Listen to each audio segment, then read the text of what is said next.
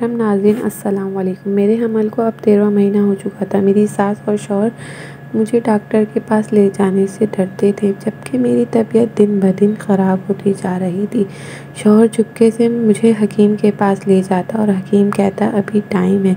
ایک دن میں چھت پر کھڑی تھی، پڑوسن بولی کوئی کھیل نہیں ہے، جتنی جلدی ہو سکے اسپتال جاؤ ورنہ تمہارے ساتھ لگتا ہے بہت برا ہوگا۔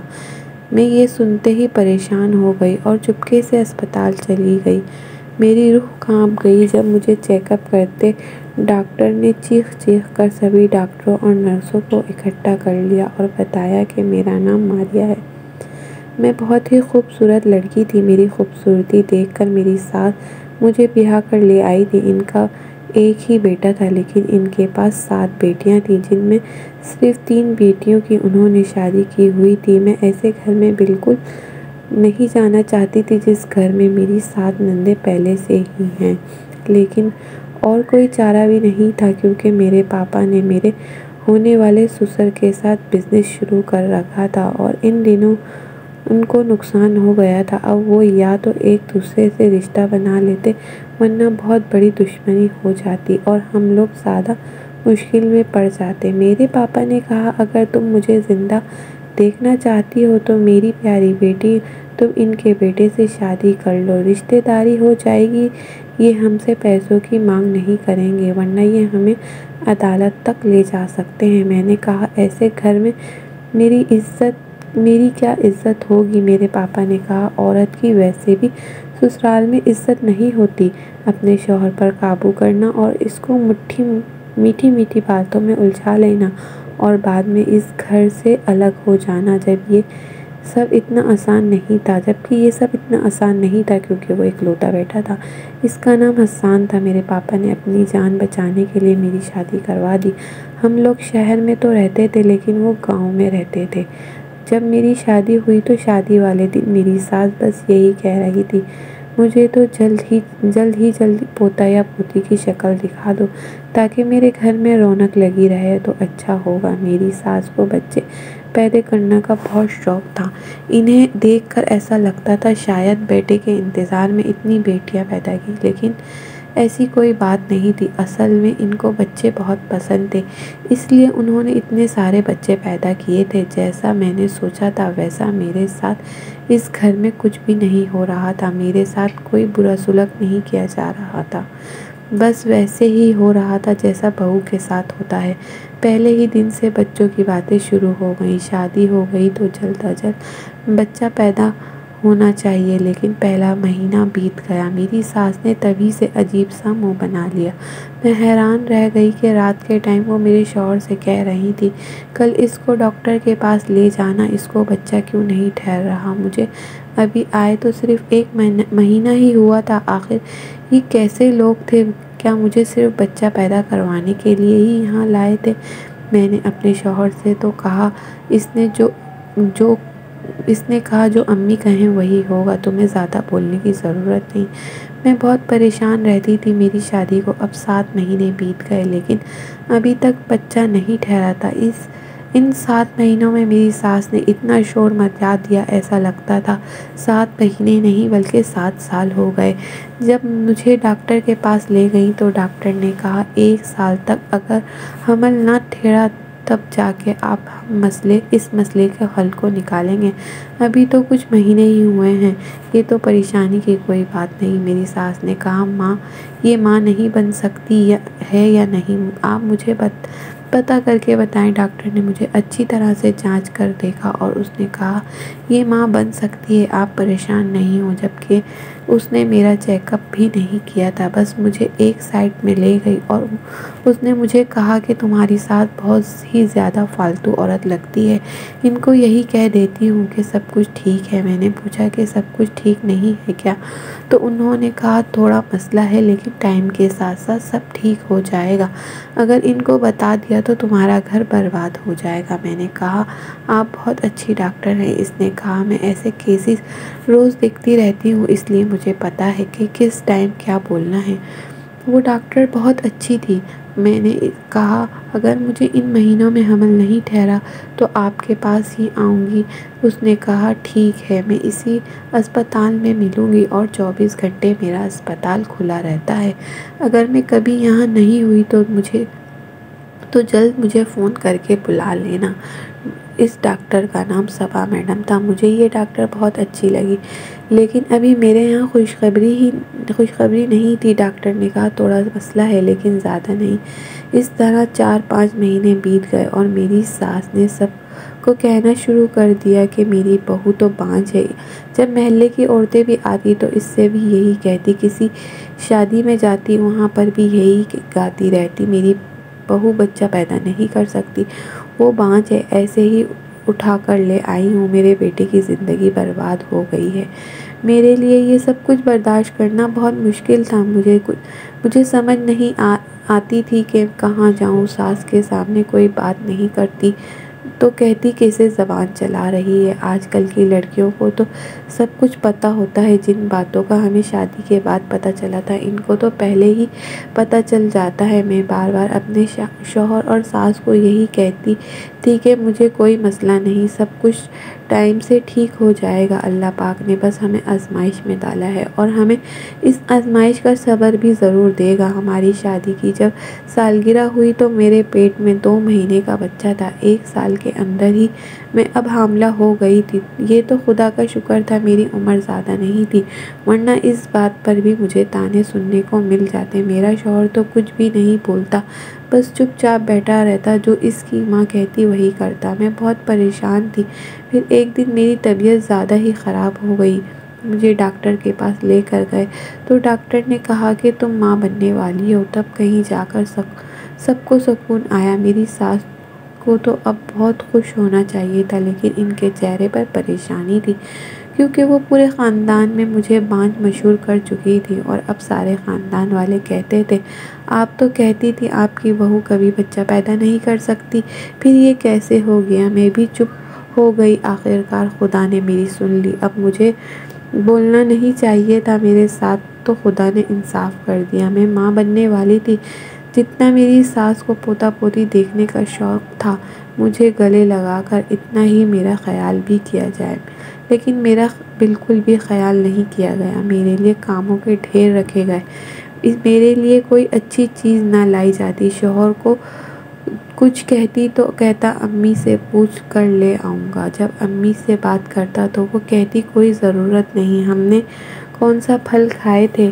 پھر بھی میں نے تو 8 بچے پیدا کر دیے، میرے سارے کے سارے بچے ٹھیک ہیں، کوئی مسئلہ نہیں ہوا۔ یہ سب عورتوں کے چونچلے ہوتے ہیں، ایسے ٹائم میں شوہر کو انگلیوں پر نچانا چاہتی ہیں، جان بوجھ کر معصوم بن جاتی ہیں۔ کوئی طبیعت خراب نہیں ہوتی، عورت کا جسم تو بنا ہی بچہ پیدا کرنے کے لیے ہوتا ہے، تو پھر ایسا تھوڑی اس پر کوئی پہاڑ تھوڑی نہ ٹوٹتا جا رہا ہے۔ بس اپنی بیوی کی باتیں سنتے جایا کرو اور دوسرے کان سے نکالتے جایا کرو۔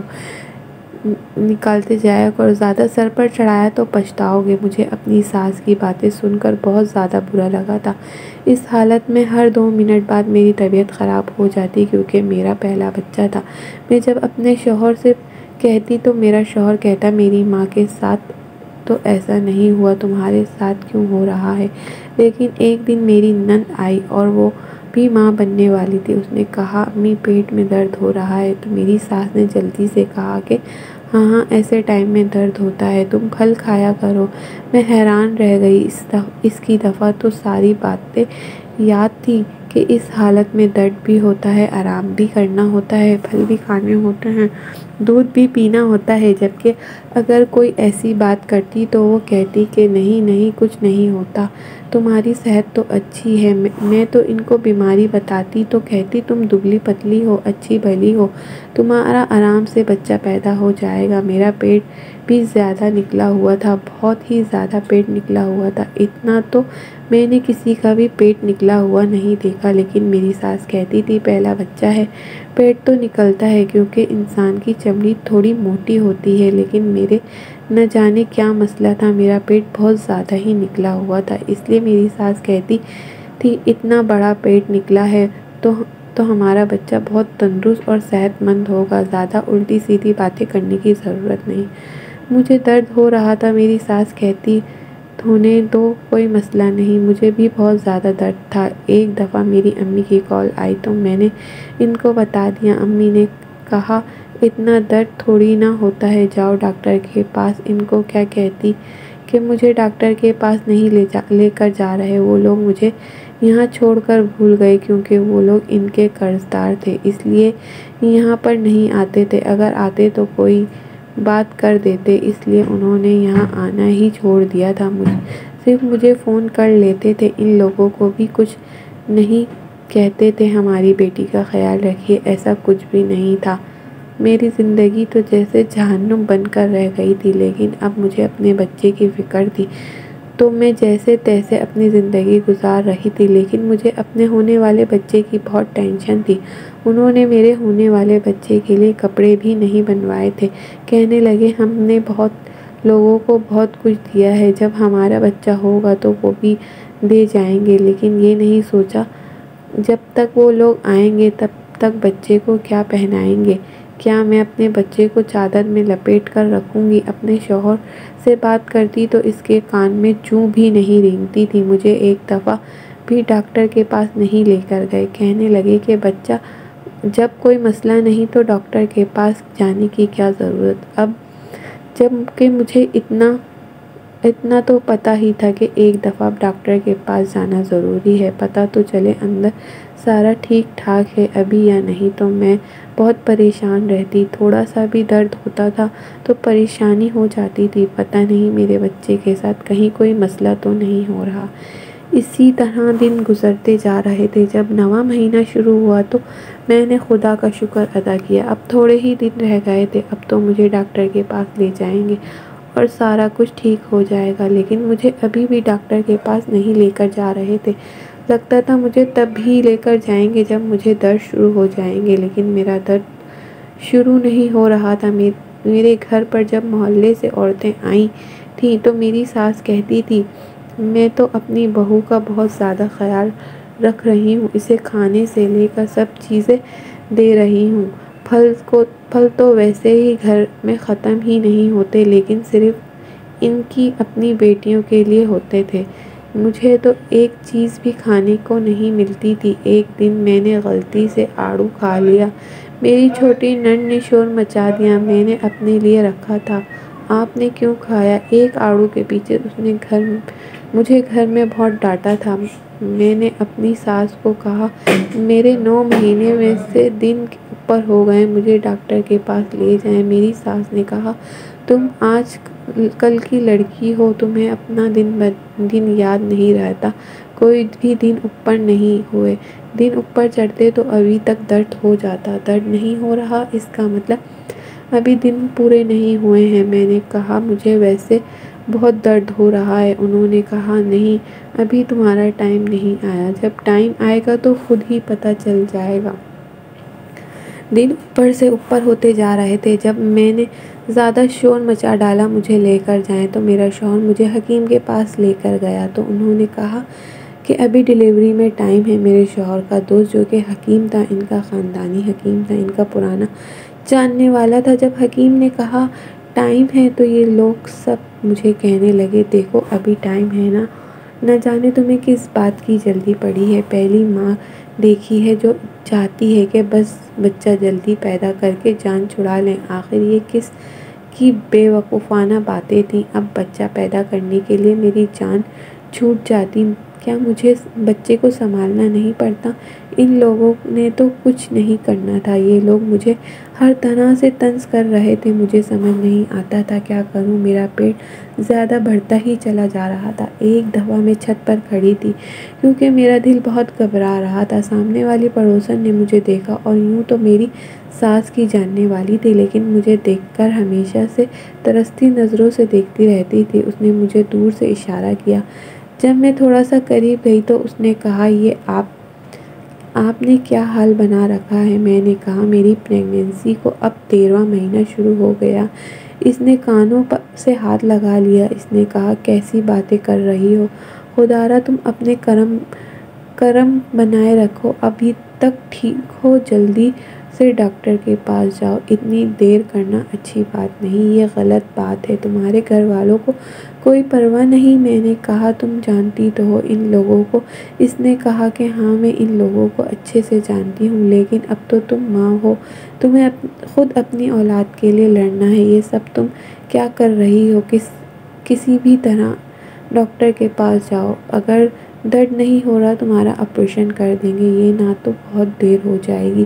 وہ بہت زیادہ پریشان ہو گئی، میرا تو بہت برا حال تھا، ایک پل بھی بیٹھ نہیں سکتی تھی۔ شوہر سے بات کرتی تو وہ کہتا حکیم کے پاس لے جاؤں گا، میں نے کہا مجھے حکیم کے پاس نہیں جانا، مجھے ڈاکٹر کے پاس لے جائیں، مجھے اب درد ہونا شروع ہو گیا، مجھے لگتا تھا اب میرا آپریشن ہی ہوگا۔ میرا شوہر کہنے لگا تم پاگل تو نہیں ہو گئی، آپریشن میں تو بہت پیسے لگتے ہیں۔ میں نے کہا آپ کو پیسوں کی پڑی ہے، آخر یہ آپ کا بھی بچہ ہے، کیا تمہیں اس کی پرواہ نہیں؟ میں سمجھ گئی تھی ان لوگوں کو کوئی پرواہ نہیں، شاید مجھے جان بوجھ کر نہیں لے جانا چاہتے، میں مر جاؤں تو اچھا ہے اور اسپتال نہیں جاؤں تو خرچے بچیں گے۔ یہ لوگ حد سے زیادہ ہی کنجوس تھے۔ پڑوسن نے صحیح کہا تھا، اب میں ماں بن گئی تھی، مجھے اپنی اولاد کے لیے لڑنا تھا۔ میرے پاس بچے کے کپڑے تک نہیں تھے، نہ ہی انہوں نے پیسے دیے، نہ بازار جانے دیا، میں نے خود ہی اپنے دوپٹے میں سے کچھ اپنے بچے کے لیے کپڑے بنائے، میں نے اپنے کپڑے ایک بیگ میں ڈالے اور چپکے سے اسپتال چلی گئی۔ مجھے پتا تھا کہ تھوڑی دیر بعد سب کو پتہ ہی چل جائے گا گھر پر نہیں ہوں تو یہ لوگ شور مچا دیں گے، جب ان کو پتہ چلے گا کہ بنا بتائے چلی گئی تو فون بھی بند ہے تو کہیں گئے کہ گھر سے بھاگ گئی، الٹی سیدھی باتیں کریں گے۔ اگر یہ بھی پتہ چل گیا کہ اسپتال گئی ہے تب بھی مجھے ڈانٹ پڑے گی، میرا شوہر مجھ پر غصہ ہوگا، لیکن اب مجھے کسی کی کوئی پرواہ نہیں تھی سوائے اپنے بچے کے۔ میں اسپتال چلی گئی، وہیں ڈاکٹر مجھے اسپتال میں مل گئی، میں نے ان کو بتایا کہ یہ مسئلہ ہے، اس نے میرا چیک اپ کیا اور اس نے میرا الٹرا ساؤنڈ کیا تو اس کی آنکھیں پھٹی کی پھٹی رہ گئیں۔ اس نے مجھے اس طرح دیکھا جیسے کوئی ایسی بات ہوگی جس کے بارے میں اس نے آج تک نہیں دیکھا ہے نہ سنا۔ اس نے چیخ کر سب کو بلانا شروع کر دیا، باقی ڈاکٹر اور نرس بھی وہاں آ گئے، وہ لوگ بہت زیادہ پریشان ہو گئے۔ میں نے کہا ڈاکٹر کیا ہوا، کیا بات ہے، بتائیں تو صحیح۔ ڈاکٹر نے کہا ابھی بتاتے ہیں تمہیں۔ اس نے دوسری ڈاکٹر کے کان میں کوئی بات کہی، اس کی آنکھیں بھی پھٹی کی پھٹی رہ گئیں۔ انہوں نے بڑے پیار سے میرے کندھے پر ہاتھ رکھا اور کہا تمہارے ساتھ آؤ اور میں تمہیں کچھ کہاں لے کر جا رہی ہوں، میرا بچہ ٹھیک ہے نا، مجھے بتائیں۔ انہوں نے کہا سب ٹھیک ہو جائے گا، بس تمہیں گھبرانا نہیں ہے، لیکن بہت زیادہ ہی گھبرا رہی تھی۔ انہوں نے کہا اپنی فیملی کو بلا لو، میں نے کہا وہ نہیں آئیں گے، میں ان سے چھپ کر آئی ہوں۔ انہوں نے کہا کہ پھر تم اپنے ماں باپ کو بلا لو۔ میں نے امی کو فون کر دیا اور کہا کہ بنا کسی کو بتائے میں اسپتال میں آ گئی ہوں، مجھے ڈاکٹر نے صرف اتنا ہی بتایا ہے آپ کا آپریشن کرنا پڑے گا۔ اتنا تو مجھے پہلے پتا تھا کیونکہ ٹائم بہت زیادہ گزر چکا ہے۔ بار بار پوچھ رہی تھی کہ سب کچھ ٹھیک ہے نا تو بتا نہیں رہی تھی۔ انہوں نے کہا بس آپریشن کریں گے۔ آپریشن ہوا اور آپریشن بہت زیادہ ٹائم لگ گیا۔ میری کزن کا بھی آپریشن ہوا تھا، اس نے بتایا آدھے گھنٹے سے زیادہ نہیں لگتا، میرے آپریشن میں پورے 4 گھنٹے لگ چکے تھے۔ سارے ڈاکٹر عجیب سی حالت میں تھے، ویسے تو آپریشن ایک ڈاکٹر ہی کرتا تھا، لیکن یہاں پر 4-5 ڈاکٹر ایک دوسرے سے دھیرے دھیرے آواز میں باتیں کر رہے تھے اور میرا ضرورت سے زیادہ ہی خیال رکھ رہے تھے۔ مجھے یاد نہیں کہ اس کے بعد کیا ہوا، مجھے آپریشن تھیٹر سے باہر لے کر جا رہے تھے تو مجھے بے ہوش ہو گئی تھی، شاید انہوں نے مجھے نیند کی دوائی دے دی تھی۔ جب میری آنکھ کھلی تو میں اپنے کمرے میں تھی، میری ماں میرے سرہانے بیٹھی تھی اور میرا باپ سر پکڑ کر بیٹھا تھا، نہ میرا شوہر وہاں تھا نہ میری ساس۔ میں نے کہا میرا بچہ ٹھیک تو ہے نا؟ میں بری طرح گھبرا گئی تھی اور اٹھ کر بیٹھ گئی۔ ان لوگوں نے مجھے کہا آپریشن ہوا ہے، سب ٹھیک ہے۔ میں نے کہا میرا بچہ کہاں ہے؟ بچے کو تو میرے کمرے میں ہونا چاہیے تھا، جھولا خالی پڑا ہے۔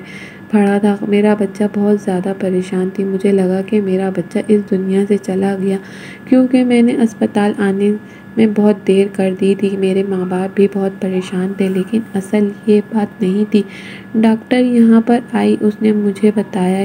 اسے سن کر میرے قدموں تلے زمین نکل گئی، اور اس کے بعد جو بات اس نے مجھے بتائی وہ میرے لیے کسی خوشخبری سے زیادہ پریشان کرنے والی تھی، کیونکہ جن حالاتوں میں پڑنے والی تھی ان کے لیے تیار نہیں تھی اور میں بہت اکیلی ہونے والی تھی۔ لیکن جب ڈاکٹر اندر آئی تو وہ اکیلی نہیں تھی، اس کے ساتھ اسپتال کا مالک بھی تھا، جو دیکھنے میں بہت زیادہ شریف اور نیک انسان لگ رہا تھا۔ میرے باپ کی عمر کا تھا۔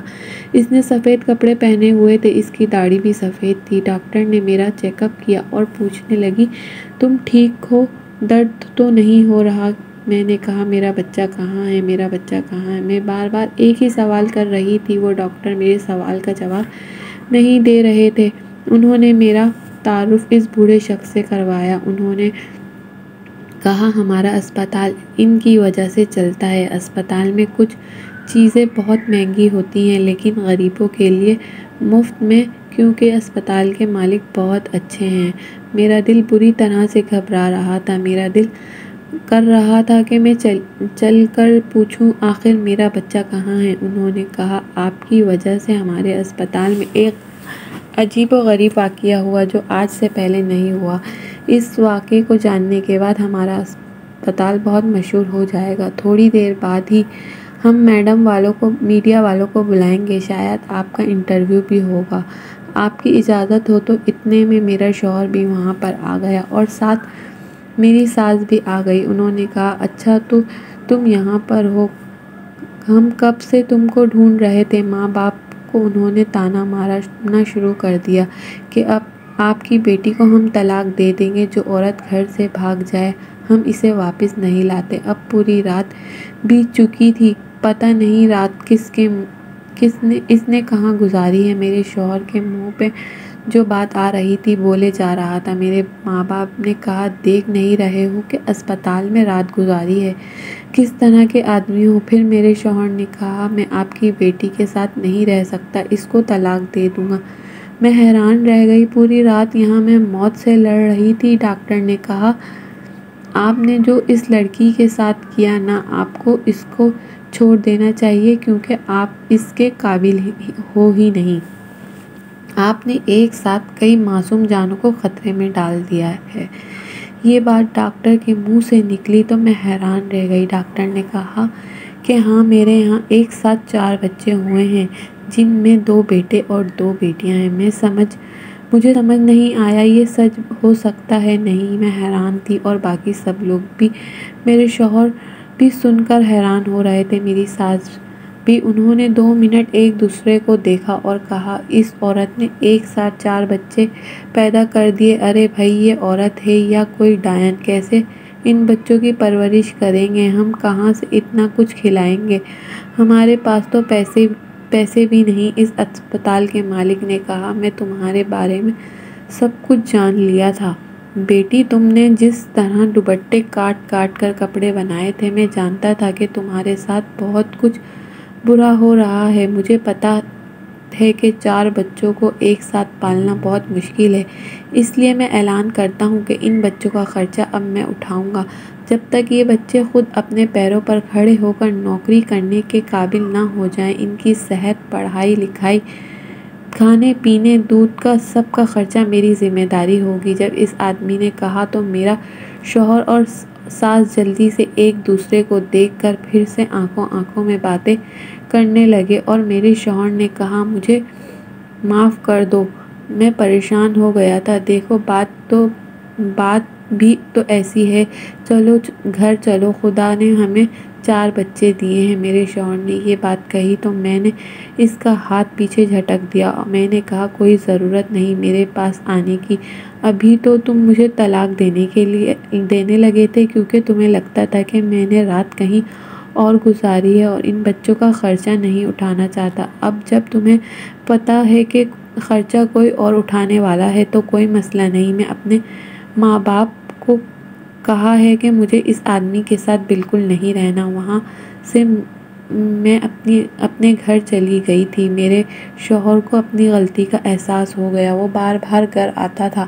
میرے ماں باپ نے اس سے ایک شرط رکھی تھی، اگر اپنی بیوی کو بچوں کو لے جانا ہے تو تمہیں الگ گھر میں رہنا ہوگا۔ میرے شوہر نے کہا میں ایسا نہیں کر سکتا۔ میرے ماں باپ نے کہا پھر میری بیٹی کو چھوڑ دو، وہ تمہارے لیے آسانی ہوگی اور تم اپنے ماں باپ کے ہی رہو جس نے تمہاری بیوی اور بچوں کی جان خطرے میں ڈالی تھی۔ میرے کان بھرے اور ٹائم پر ہماری بیٹی کو ڈاکٹر کے پاس نہیں لے کر جانے دیا تھا۔ یہ بچے بھی مر جاتے اور ہماری بیٹی بھی مر جاتی۔ میرے شوہر کو اب احساس ہو گیا کہ اس کی فیملی میں ہی ہوں، یہ بچے اسی کے ہیں۔ اس نے اپنی ماں سے معافی مانگی اور کہا میں اپنی بیوی کے ساتھ رہوں گا۔ میرے بچوں کا خرچہ اسپتال کا مالک ہی اٹھا رہا تھا کیونکہ ہمارے لیے یہ سب ممکن نہیں تھا، لیکن اس نے میرے شوہر کو اب اچھی جاب بھی دلوا دی تھی جس سے باقی خرچے بھی بہت اچھے سے پورے ہو رہے تھے۔ میرے شوہر نے اپنے گھر والوں کے لیے خرچہ بھیج دیا کرتا، اپنی ماں بہنوں کے لیے کپڑے لے کر بھیج دیا کرتا، لیکن اب وہ میرے ساتھ ہی رہتا۔ اب اسے اپنی غلطی کا احساس ہو گیا تھا اور واقعی ایک اچھا شوہر بن کر میرے ساتھ بچوں کو پالنے میں بیزی تھا۔ میرے ساتھ کیا ہوا مجھے اس لیے نہیں بتایا گیا تھا کہ کہیں پریشان نہ ہو جاؤں، میرا بلڈ پریشر نہ بڑھ جائے، کیونکہ اس طرح میرا اور میرے بچوں کے لیے مسئلہ بن جاتا۔ لیکن یہ واقعہ مشہور ہو گئی تھی، میڈیا میں یہ خبر چل گئی۔ چھوٹے سے گاؤں میں ایک عورت نے 4 بچوں کو پیدا کیا ہے جن میں 2 بیٹے اور 2 بیٹیاں ہیں۔ اسپتال کے ڈاکٹر احسان نے انہوں نے اتنا مشکل کیس سنبھالا اور ماں سمیت سارے بچوں کی جان بچا لی تھی۔ میری ساس مجھ سے کیا چاہتی تھی میں آج تک نہیں سمجھ پائی۔